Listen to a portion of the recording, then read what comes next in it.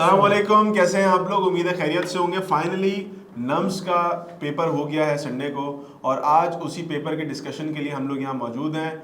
मैं हूँ मोहम्मद अफजल खान और मेरे साथ मौजूद हैं सरफाज अंसारी बायो। कैसे हैं सर आप? अल्लाह का शुक्र, दुआएं। बस ये है कि नम्स के पेपर के हवाले से जो हम बातें करेंगे मोटी मोटी वो ये होंगी। एक तो पेपर में कितने परसेंट उन्होंने कौन से टॉपिक से क्वेश्चन ज़्यादा दिए थे। अच्छा, ये जानना इसलिए ज़रूरी है क्योंकि इसी पेपर से फिर आपको आइडिया होगा एमडी गेट के पेपर का, क्योंकि आगे आपका एमडी गेट है और ज़्यादा चांसेस यही हैं कि पेपर जो क्वेश्चन जो सिलेक्ट होंगे वो पीएमसी बनाएगा, यानी कि फेडरल के जो डाटा बैंक होता है उसी से लिया जाता है, और नम्स का जो डाटा बैंक है वो भी फेडरल का होता है। तो ये काफ़ी हद तक मैच करते हैं एक दूसरे से क्वेश्चंस। तो जैसे ईयर 2021 में जो पीएमसी का पेपर हुआ था और 2022 में 20 में जो नम्स का पेपर हुआ था, उसके अंदर तकरीबन 30% क्वेश्चन थे जो दोनों के सेम थे। इससे एक भी चीज़ समझ में आती है कि फेडरल के जो डाटा बैंक होता है वो काफ़ी हद तक एक दूसरे से रिलेटेड होते हैं, इनके क्वेश्चंस एक दूसरे से शेयर होते हैं। तो अब आपके लिए नम्स के जो पास पेपर के क्वेश्चंस हैं और अभी जो नम्स का एग्ज़ाम आपका हुआ है 2025 का जो नम्स का पेपर हुआ है, अब ये आपके लिए इम्पॉर्टेंट पेपर है। इसको आपको अपनी प्रैक्टिस में लाना है, इसके क्वेश्चंस को सॉल्व करना है। छाजाओ के प्लेटफॉर्म से आपको इसका वीडियो सॉल्यूशंस भी मिल जाएंगे, तो वहाँ से आपको इसकी प्रैक्टिस भी करनी है। तो बहुत इंपॉर्टेंट है। सर कुछ बात करेंगे नम्स के हवाले से? सर जी, कुछ सवालात हैं ताकि बच्चों को एक आइडिया हो जाए कि उनका एडमिशन कैसे होने वाला है, और वो बच्चे जो अभी अक्टूबर के एंड में एमडी गेट का एग्जाम देने वाले हैं उनके एक महीना लिए रह बातें गया करेंगे हम। बिल्कुल। सबसे पहले तो मुझे बताएं कि हमारे पास जो ये पेपर है, इस पेपर के अंदर आपके पास क्वेश्चंस किस तरह से डिस्ट्रीब्यूटेड थे? यानी डाइवर्सिटी के क्वेश्चन हो गए या आपके पास ह्यूमन फिजियोलॉजी के हो गए? डिस्ट्रीब्यूशन कैसी थी क्वेश्चंस की? डिस्ट्रीब्यूशन उन्होंने टॉपिक वाइज जो की थी, जैसे बायोलॉजी के अंदर 4 बड़े पोर्शन होते हैं। एक होता है फिजियोलॉजी का पोर्शन, जिसमें आ जाता है नर्वस कोऑर्डिनेशन है, जिसमें आ जाता है एंजाइम है, और जिसमें आ जाते हैं गैसिड एक्सचेंज है, डाइजेशन है, इम्यूनिटी है। ये सारे आ जाते हैं फिजियोलॉजी के अंदर आ जाते हैं। इनके एमसीक्यू सबसे ज़्यादा थे। मैंने परसेंटेज निकाले, 37% अराउंड एमसीक्यूज जो थे वो फिजियोलॉजी के थे, जिसमें से सबसे ज़्यादा एमसीक्यू नर्वस कोऑर्डिनेशन के थे, क्योंकि इसके जो एमसीक्यूज होते हैं वो थोड़े टिपिकल टाइप के होते हैं, थोड़े मुश्किल होते हैं, हार्ड होते हैं। और जैसे कि उन्होंने कहा था कि हार्ड एमसीक्यूज 50% थे, 15% आएंगे, इजी 50% आएंगे, मॉडरेट जो है वो 70% आएंगे। सेम यही क्राइटेरिया में एग्जाम के पैटर्न में देखने को मिला है, और सेम यही क्राइटेरिया जो पीएमसी भी फॉलो करने वाला है। यानी कि अब आपको मॉडरेट एमसीक्यूज पे ज़्यादा ध्यान देना है। अच्छा, मॉडरेट एमसीक्यूज सर आपने देखा होगा पेपर, ज़्यादातर एमसीक्यूज वो हैं जो एज इट इज बुक की टेक्स्ट लाइन से आए। जैसे वो एक पॉपुलेशन वाला क्वेश्चन था, वो एज इट इज बुक की टेक्स्ट लाइन है। इसी तरह से एक लोफोट्रिक्वस वाला एक क्वेश्चन था, वो एज इट इज बुक की टेक्स्ट लाइन थी। तो मॉडरेट टाइप के जो एमसीक्यूज थे, टेक्स्ट लाइन के जो एमसीक्यूज थे, वो बहुत ज़्यादा रिपीट हुए, बहुत ज़्यादा है। 15 एमसीक्यूज ऐसे हैं जो पास पेपर से एज इट इज रिपीट हुए। फॉर 15 एमसीक्यूज बायो के और फिजिक्स और केमिस्ट्री में से भी 15 एमसीक्यूज ऐसे मिले हैं जो पास पेपर में एज इट इज आए थे और इसमें दोबारा रिपीट होकर आ गए। तो बहुत अच्छा होप है, बहुत अच्छे चांसेस हैं कि बच्चों ने बहुत अच्छा एग्जाम दिया होगा, बहुत अच्छे अपने आंसर मार्क किए होंगे। कीज भी आपको बहुत आसानी से मिल जाएंगी। कीज के बारे में कुछ अपडेट है कि कब तक आने के चांसेस हैं नम्स के? आप बताएंगे ये? मैंने जो सुना है वो 2 हफ्ते तक का सुना है, लेकिन ये है कि पोर्टल पर आएंगे, डायरेक्ट नम्स अनाउंस करेगा। और अगर उसमें कोई मिस्टेक्स हुई सवाल के अंदर तो हो सकता है वो कीज को थोड़ा सा मॉडिफाई भी करते हैं, बेहतर बना दें। ये मुमकिन है।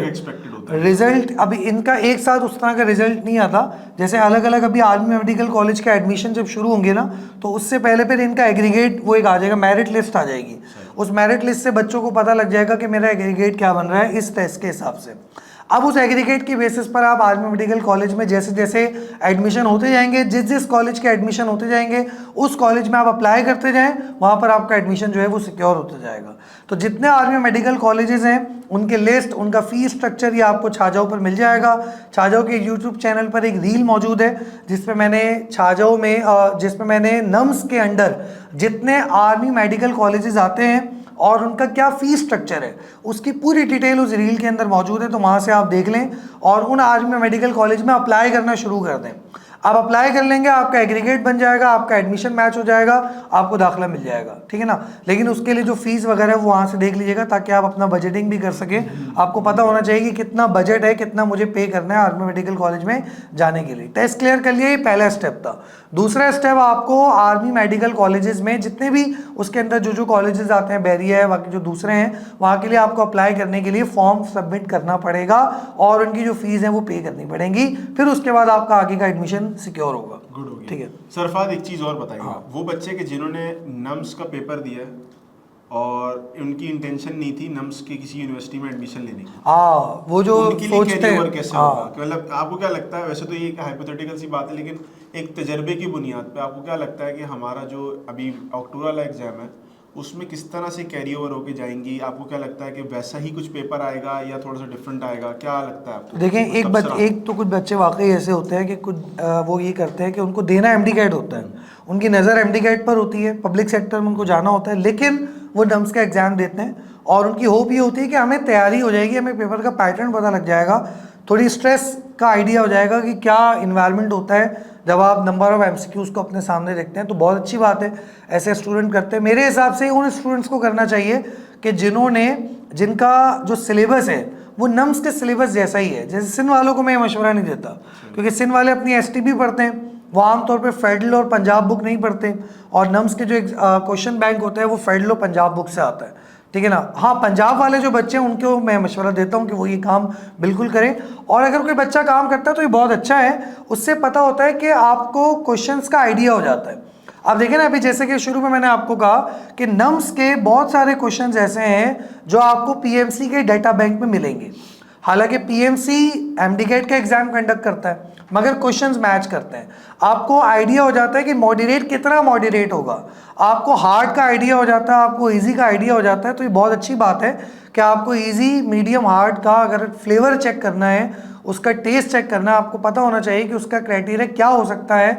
तो ये बहुत अच्छा है कि बच्चे इसका टेस्ट दे रहे हैं। और जिन बच्चों ने अभी नम्स का एग्ज़ाम नहीं दिया वो इसकी सॉल्यूशन लाजमी देखें। जो अभी आगे अक्टूबर का एग्ज़ाम देने जा रहे हैं, एमडीगेट का एग्ज़ाम देने जा रहे हैं, उन सबको मेरा मशवरा ये है, उन सबको मेरा ओपिनियन है कि अभी नम्स का जो पास पेपर, ये जो अभी पेपर हुआ है, इसको लाजमी देखें, इसको सॉल्व करें, इसके क्वेश्चंस को देखें, इसके क्वेश्चंस के क्राइटेरिया को समझने की, क्वेश्चंस की स्कीम को समझने की कोशिश करें, क्योंकि यही वो क्वेश्चंस हैं जिससे मिलते जुलते क्वेश्चंस आपको अपने पीएमसी में देखने को मिलेंगे। क्योंकि डेटा बैंक जो बनाएगा वो पीएमसी बनाएगा, फिर वो अपने अपने प्रोविंस को दे देगा, प्रोविंस उसका एग्जाम जो है वो कंडक्ट करेंगे, ठीक है। तो ये नम्स का जो एग्ज़ाम है यह आपके लिए एक एग्जाम्पल पेपर बन सकता है, एक मैं यूँ कह सकता हूँ एक प्रैक्टिस पेपर आपके लिए बन सकता है। तो ये बहुत अच्छा है, ये देना चाहिए। छाजो पे अपलोड किया आप लोगों ने? छाजो पे बिल्कुल अपलोड होने वाला है ये, अभी इंशाल्लाह आपको जल्दी मिल जाएगा, छाजो के प्लेटफॉर्म पे ही मिल जाएगा, और इंशाल्लाह छाजो के यूट्यूब चैनल पर भी आपको इसका फिजिक्स, केमिस्ट्री, बायो का जो पोर्शन है वो आपको कंप्लीट उस पर मिल जाएगा। आंसर की के हवाले से आप कोई बात करेंगे, आपको कोई क्वेश्चन में अगर ऐसा लगा हो कि यार मेरे हिसाब से आंसर ये है और उसके हिसाब से होना चाहिए? अभी जैसे मैंने गो थ्रू किया, देखिए वो मामला तो ये होता है कि अगर हम कुछ भी कह दें और इदारे की तरफ से आए कि यही करेक्ट आंसर है, तो मेरिट उसी में बहुत अर्ली हो जाएगा। हमारे लिए कुछ कहना जो है ना वो कबल वक्त होगा। सही है। और अगर मिसाल के तौर पे कोई चीज़, कोई जवाब ऐसा है, मुझे ऐसा लगता है कि ये जवाब नहीं होना चाहिए था, लेकिन इदारे की तरफ से आगे कि यही जवाब है, तो हम उस पर कुछ कर नहीं सकते। हो सकता है वो हमें अभी जो आंसर, अभी एक आंसर में देख रहा था रिप्रोडक्शन वाला, उसमें क्वेश्चन था कि कौन सा सेल ऐसा है जो स्पर्म टेस्टोस्टेरोन की प्रोडक्शन को इंक्रीज करता है, और जो है वो टेस्टिस का पार्ट भी है, ठीक है, टेस्टिस का पार्ट भी है, और एंडोक्राइन फंक्शन करता है। ये एक स्पेशल वर्ड था जो उस एमसीक्यू के साथ था, यानी कि ऐसे सेल का नाम बताना था जो टेस्टिस का पार्ट भी है, टेस्टिकल सेल है, ठीक है, टेस्टोस्टेरोन की प्रोडक्शन में हेल्प भी करता है, और तीसरे बात जो उन्होंने मेंशन की थी वो थी एंडोक्राइनल एक्टिविटी करता है। अब इसका आंसर क्या समझ में आ रहा है? लेडिक सेल समझ में आ रहा है, मगर ऑप्शंस होते हैं उसमें 2 ऑप्शन, 4 ऑप्शन में से एक ऑप्शन में लिखा हुआ था लेडिक सेल, एक ऑप्शन में लिखा हुआ था इंटरस्टिशियल सेल्स, अब ये दोनों तो एक ही होते हैं, और एक ऑप्शन में लिखा हुआ था सर्टोली सेल्स, ठीक है। तो बहुत सारे जो हमने भी देखे सोल्यूशन उसमें ये लिखे कहा जा रहा था, और हमने भी ये थॉट सोचे कि अगर इंटरस्टिशियल सेल्स मार्क करेंगे तो लेडिक सेल्स भी इसका आंसर होना चाहिए, तो ये दोनों कैंसिल करके इसका आंसर सर्टोली लगा दो। लेकिन सच्ची बात तो है कि सर्टोली सेल डायरेक्ट कोई हार्मोन रिलीज इस तरह का नहीं करता, मतलब टेस्टोस्टेरोन वाली जो बात लिखी हुई है तो ये सर्टोली सेल से लिंक नहीं हो रही, ये लेडिक सेल से लिंक हो रही है और इंटरस्टिशियल सेल से लिंक हो रही है। तो फिलहाल इस तरह के कुछ क्वेश्चंस हैं जिसमें ऐसा लग रहा है कि कुछ कंफ्यूजन है, तो हो सकता है जब आंसर किया है तो इसमें कुछ करेक्शंस हो जाएं, कुछ ठीक हो जाए। अब एक सवाल था कि सबसे बड़ा ब्रेन किसके पास होता है, जाइंट ब्रेन किसके पास है। अब जाइंट इनवर्टिब्रेट में आ जाता है आपका जाइंट स्क्विड, और ऑप्शन में था ऑक्टोपस, ठीक है। अब आंसर कीज में जो आमतौर पे जो वीडियो सॉल्यूशंस वगैरह आ रहे हैं उसमें इस ऑक्टोपस को ही मार्क किया हुआ, क्योंकि ऑक्टोपस का ब्रेन बड़ा होता है। अब अगर फर्स्ट करो आंसर की आती है और उसमें कहा जाता है कि भाई जो जाइंट इनवर्टिब्रेट होगा उसी का जाइंट ब्रेन होगा, तो फिर वो जाइंट वो जो फिर उसका आंसर जो वो भी बन सकता है, स्क्विड भी बन सकता है। तो अभी कुछ एमसीक्यूज में ऐसा लगता है कुछ कंफ्यूजन हैं, जैसे बैक क्रॉस और टेस्ट क्रॉस वाली जो बात है वो भी एक थोड़ी सी कंफ्यूजन है। वो जब आप पेपर देखेंगे तो आपको काफ़ी हद तक क्लियर हो जाएगा। तो इंशाल्लाह इस तरह की कुछ बातें हैं, फिजिक्स में भी, केमिस्ट्री में भी है, बायो के से हम लोग ज़्यादा वाकिफ़ है तो हम लोग आपको काफ़ी हद तक बायो के बारे में गाइड कर सकते हैं। तो कुछ मसले हैं, कुछ चीज़ें हैं जिसमें डाउट्स अभी थोड़े बहुत हैं, तो इंशाल्लाह जब आंसर की आ जाएगी तो वो डाउट्स आपके प्रॉब्लम जो है वो सॉल्व हो जाएंगे और क्लैरिटी आ जाएगी कि एग्जैक्टली किस वे में आपको सोचना है। लेकिन अभी फिलहाल जो एमसीक्यू समझ में आ रहे हैं, जिनमें क्लैरिटी आ रही है, वो आप प्रैक्टिस करना शुरू कर दें, ठीक है। और कोई बात नम्स के हवाले से? नहीं, नम्स के हवाले से मेरे ख्याल में बाकी सब्जेक्ट की इसी तरह से एक छोटी वीडियोस हम बना लेंगे ताकि बच्चों को एक इन डेप्थ एनालिसिस मिल जाए।